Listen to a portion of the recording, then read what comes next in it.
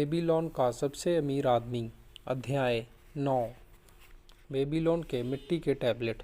Saint Stephen's college, अक्टूबर 21, 1934। प्रिय professor, आपके Babylon की हाल ही की खुदाई से निकले 5 मिट्टी के टैबलेट आपके पत्र के साथ एक ही नाव में पहुँचे। मेरी खुशी की सीमा नहीं है। मैंने कई घंटे इस लिपि को अनुवाद करने में बिताए हैं। मुझे आपके पत्र का उत्तर तुरंत देना चाहिए था, लेकिन उस अनुवाद को करने में देरी हो गई जो यहाँ संलग्न है। टैबलेट बिना किसी नुकसान के यहाँ पहुँच गए। इसके लिए आपके उत्तम परिरक्षकों और बेहतरीन पैकिंग का शुक्रिया। आप उतने ही चकित होंगे जितने हम यहाँ इस कहानी को पढ़कर हुए हैं। इंसान अतीत से रोमांस और अभियान की बातों की अपेक्षा रखता है। अरेबियन नाइट्स जैसी चीज़ें आप जानते हैं, लेकिन यहाँ दाबासिर नाम के इंसान की कर्ज चुकाने की समस्या की बात होती है तो पता चलता है कि पुरानी दुनिया 5000 सालों में उतनी नहीं बदली जितनी हम आशा रखते हैं। यह अजीब है, पर ये पुराने अभिलेख मुझे परेशान करते हैं।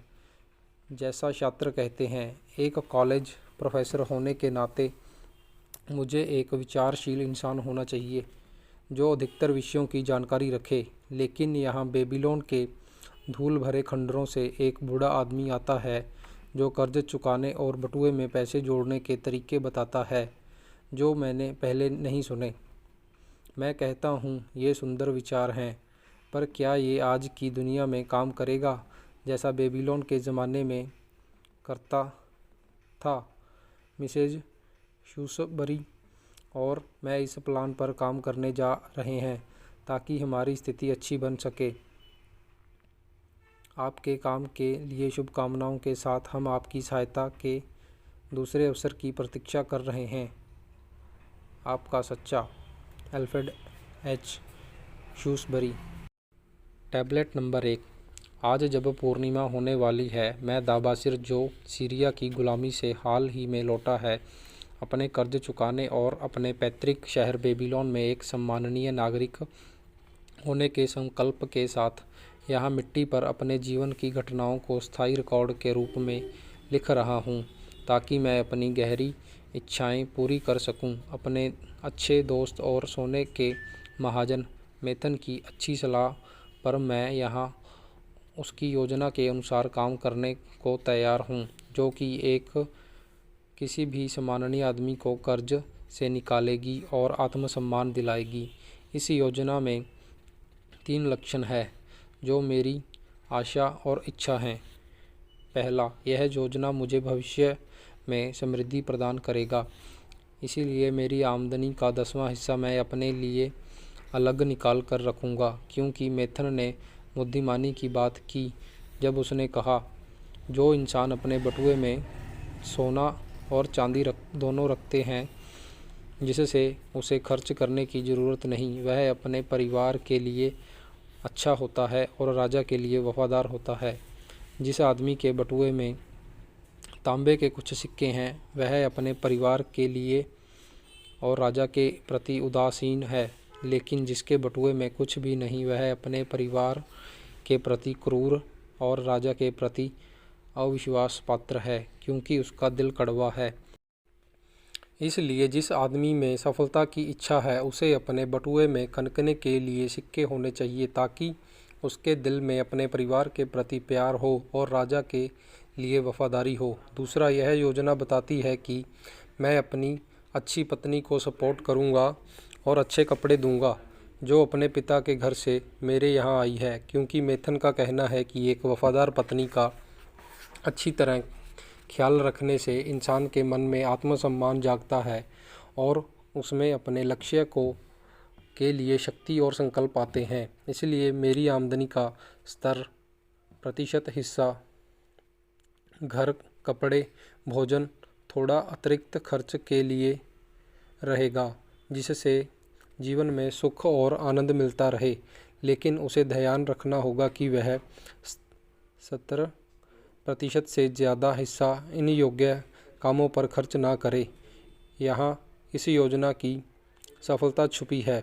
मुझे इसी हिस्से पर रहना होगा और इस हिस्से से ज़्यादा का इस्तेमाल और खर्च नहीं करना है। Tablet number 2। यह योजना बताती है कि मेरी आमदनी से मेरे कर्ज चुकाए जाने चाहिए, इसीलिए हर पूर्णिमा के दिन मेरी आमदनी का 20% उन लोगों की इज्जत और न्याय में बंटना चाहिए जिन्होंने मुझ पर विश्वास किया और मुझे कर्ज दिया। इस तरह सही समय में मेरे सारे कर्ज ख़त्म हो जाएंगे। इसलिए यहाँ मैं हर उस इंसान का नाम लिख देता हूँ जिससे मैंने कर्ज लिया है और कर्ज की रकम क्या है। फारूक बुनकर 2 चांदी 6 तांबा। सिंजन काउच बनाने वाला 1 चांदी।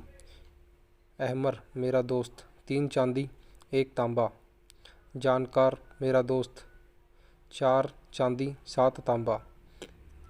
अस्कमीर मेरा दोस्त 1 चांदी 3 तांबा। हरिनसीर आभूषण निर्माता 6 चांदी 2 तांबा। डायर बेकर मेरे पिता के दोस्त 4 चांदी 1 तांबा। अलका हदर मकान मालिक 14 चांदी। मेथन सोना महाजन 9 चांदी। बिरेजिन किसान 1 चांदी 7 तांबा। Tablet number 3। उन कर्जदाताओं का मुझ पर 119 चांदी और 141 तांबे के सिक्के का कर्ज है।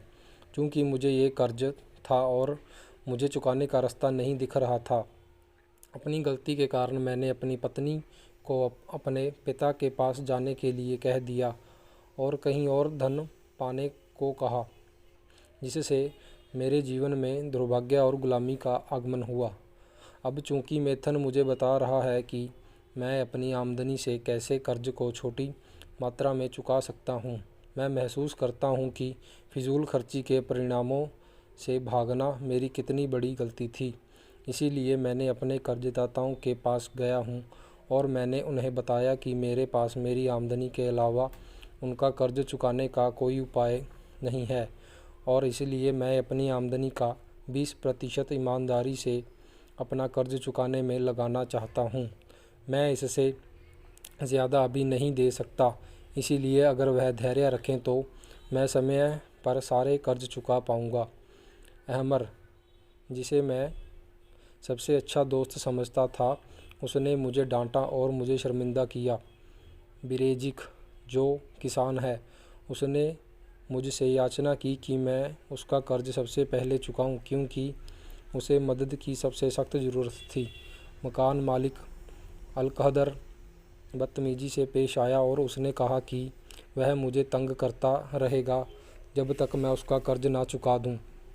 बाकी सभी ने मेरी मांग स्वीकार कर ली, इसीलिए मेरा संकल्प और मजबूत हुआ और मैं जान गया हूँ कि मैं लोगों का कर्ज चुका पाऊँगा। हालांकि मैं कुछ लोगों की मांगें पूरी नहीं कर सकता, पर मैं सबसे निरपक्षता से पेश आऊँगा। Tablet number 4। आज फिर पूर्णिमा है। मैंने मुक्त दिमाग से काम किया है।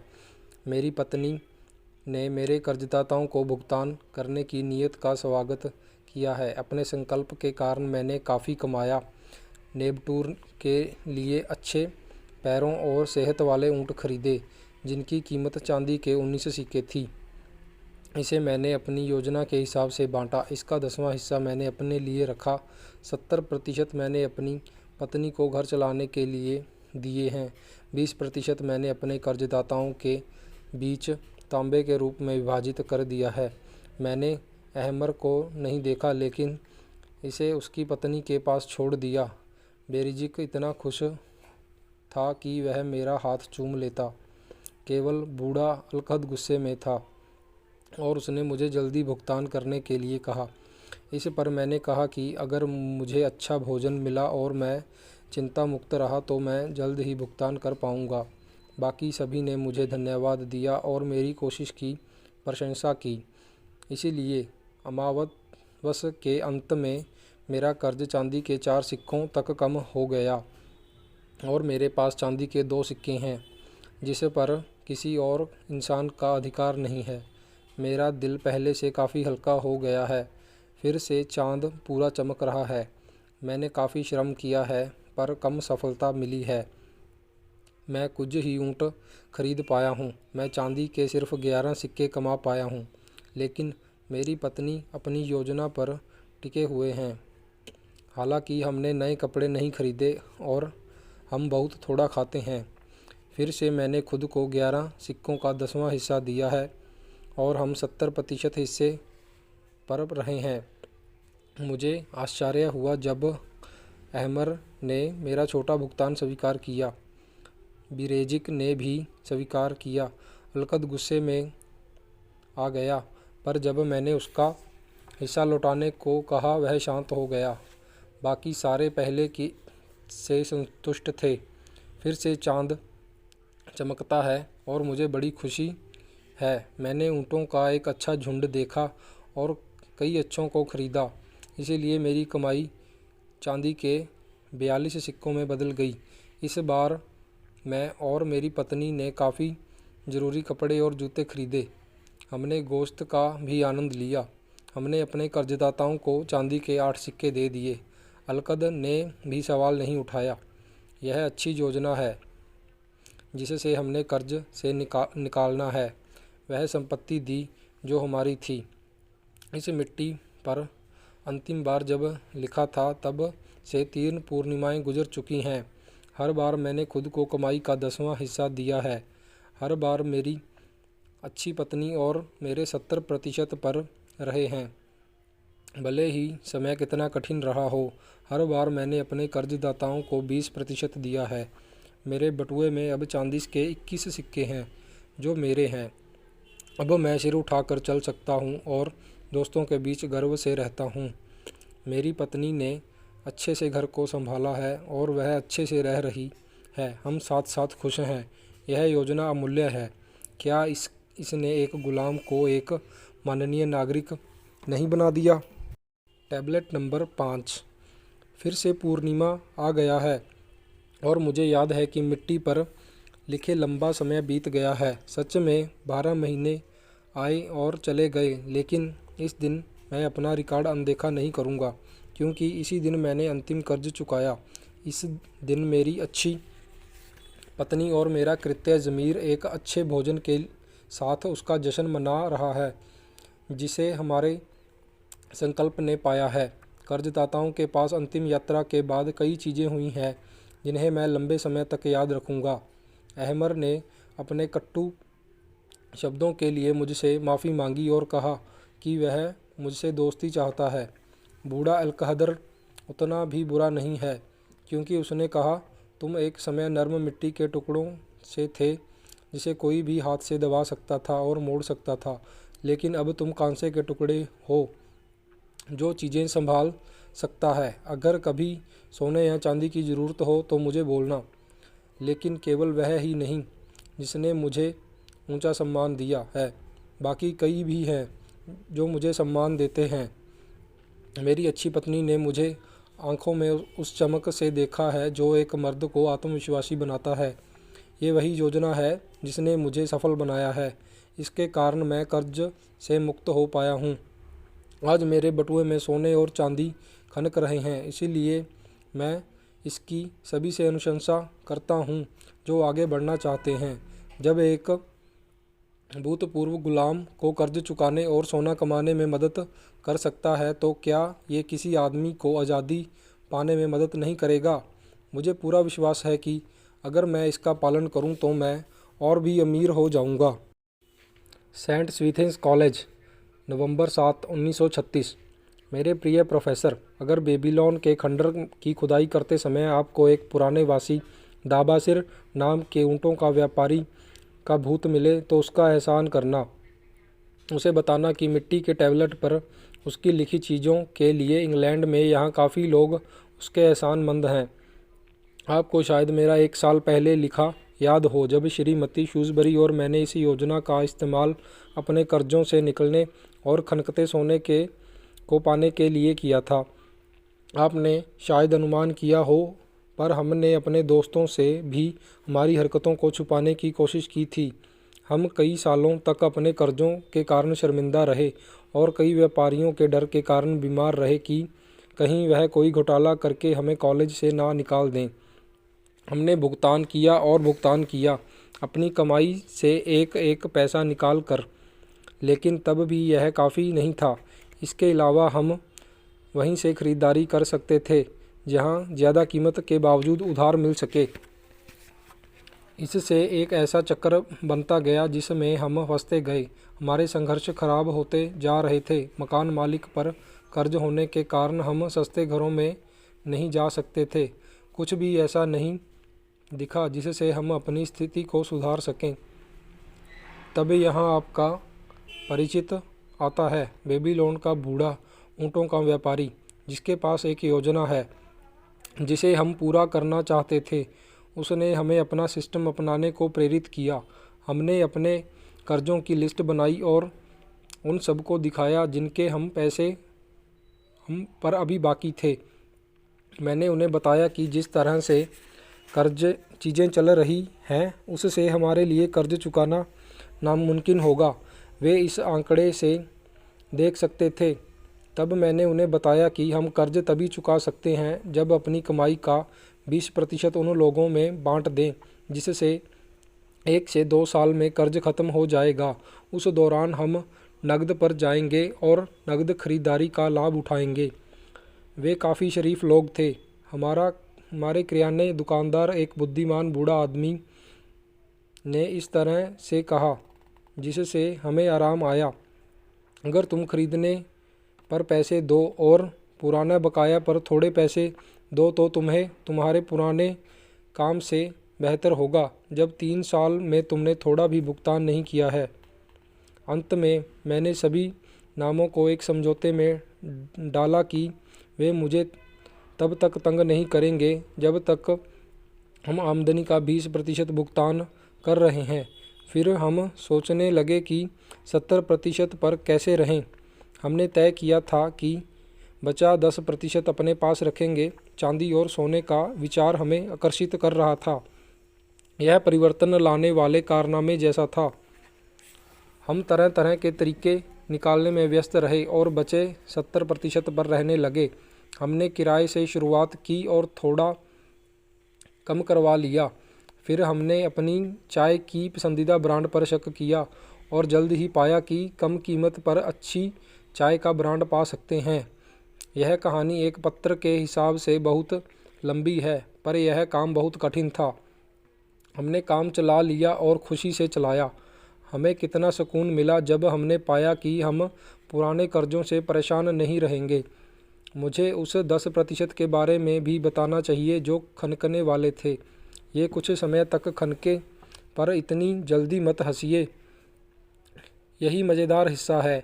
इसमें काफ़ी अच्छा लगता है जब आप वे पैसे बचाने लगते हैं जिन्हें आप खर्च नहीं करना है। पैसे जमा करने में खर्च करने से ज़्यादा आनंद आता है। जब हमने दिल भर के पैसे बचा लिए तब हमें इसका एक लाभदायक इस्तेमाल मिला। हमने एक ऐसा निवेश लिया जहां हम हर महीने 10% जमा कर सकते थे। यह हमारे काम का सबसे लाभदायक हिस्सा था। यह वह पहली चीज़ है जिसे हम अपने चेक से निकालते हैं। यह सोचकर सुरक्षा का एहसास मिलता है कि हमारा निवेश बढ़ रहा है।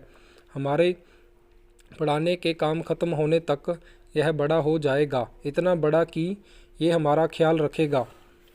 यह सभी मेरे पुराने चेकों से है। विश्वास करना मुश्किल है, पर यह सही है। हमारे सारे कर्ज चुकाए जा रहे हैं और हमारे निवेश बढ़ गए हैं। इसके अलावा हम पैसे के मामले में पहले से अच्छे हैं। कौन जानता था कि पैसे के प्लान के हिसाब से चलने वाले और लापरवाही से जीने में कितना फ़र्क होता है। अगले साल के अंत में जब हमारे पुराने बिल का भुगतान हो चुका होगा, हमारे पास निवेश के सिवा घूमने के लिए भी अतिरिक्त पैसा होगा। हमने तय किया है कि अपने खर्च को आमदनी के 70% से बढ़ने नहीं देंगे। अब आप समझ सकते हैं कि हम उस बूढ़े आदमी को हमें धरती के नरक से बचाने के लिए क्यों धन्यवाद देना चाहते हैं। उसे पता था कि वह इससे गुजर चुका था। वह अपने कड़वे अनुभवों से दूसरों को लाभ देना चाहता था। इसीलिए उसने इस मिट्टी पर अपने संदेश लिखने में श्रम किया। उसे दुखी लोगों के लिए एक असली संदेश देना था। एक इतना जरूरी संदेश जो बेबीलोन के खंडरों से 5000 साल बाद उठा है, और ये आज भी उतना ही सही और ज़रूरी है जितना गाड़े जाने के समय था। आपका सच्चा, अल्फ्रेड एच. श्यूसबरी। धन्यवाद। आपका दिन शुभ रहे।